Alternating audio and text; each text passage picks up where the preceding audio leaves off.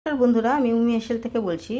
আজকে আমি তোমাদের যে মাছের কারিটা দেখাবো সেটা হচ্ছে গুড়জালি মাছ। দেখো, এই যে গুড়জালি মাছ কেটে ধুয়ে সব পরিষ্কার করে রেখে দিয়েছি। এটা মিষ্টি জলের মাছ হয়, মাছটাও খুব মিষ্টি হয়। তো মাছটা আমি হলুদ আর নুন আগে মাখিয়ে নেব ভালো করে। আর এটা হচ্ছে আলু কেটে রেখেছি, আলু দেব, আলু দিয়ে গুড়জালি মাছের কারি করব। আর এখানে একটা টমেটো পেস্ট করে রেখেছি, এখানে একটু আদা, কাঁচা লঙ্কা আর 2 কোয়া রসুন দিয়েছি। আর এটা হচ্ছে জিরে গুঁড়ো, ধনে গুঁড়ো, কালো জিরে ফোড়ন দেব।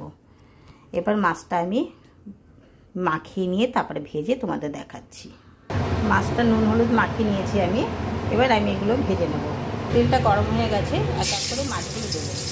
মাছগুলো দিয়ে দিয়েছি, মাছগুলো ভেজে তারপর তোমাদের দেখাচ্ছি।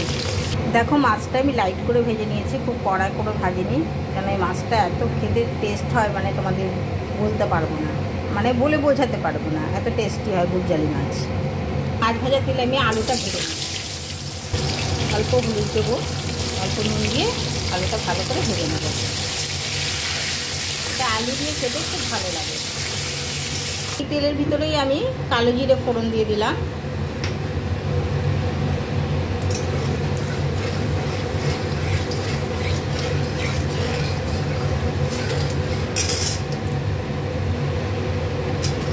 এখানে আদা, লঙ্কা আর 2 কোয়া রসুন আছে, পেস্টটা আমি দিয়ে দিলাম। একটা টমেটো পেস্ট করে রেখেছি, এটা দিয়ে দিলাম। এখানে স্বাদ অনুযায়ী নুন দিলাম, হলুদ দিয়ে দিলাম, হলুদটা 1.5 চামচ দিলাম। ভালো করে আমি এটা কষাবো। এবার এখানে আমি জিরের গুঁড়ো আর ধনের গুঁড়ো ছোটো চামচের 1 চামচ করে দিয়ে দিলাম। 1/2 চামচ লাল লঙ্কার গুঁড়ো দিয়ে দিলাম। এবার ভেজে রাখা আলুগুলো দিয়ে দিলাম। এটা দিয়ে খুব ভালো করে কষাবো।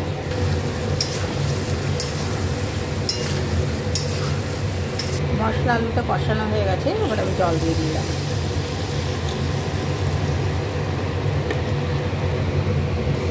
জলটা দেওয়া হয়ে গেছে, এটা ভালো করে ফুটে উঠলে তারপর আমি মাছটা ছেড়ে দেবো।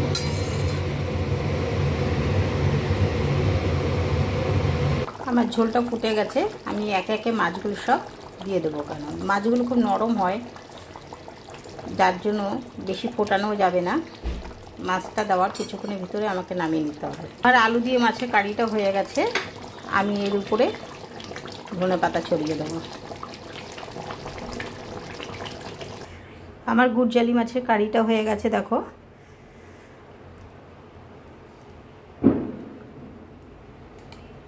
কারিও বলতে পারো, ঝালও বলতে পারো।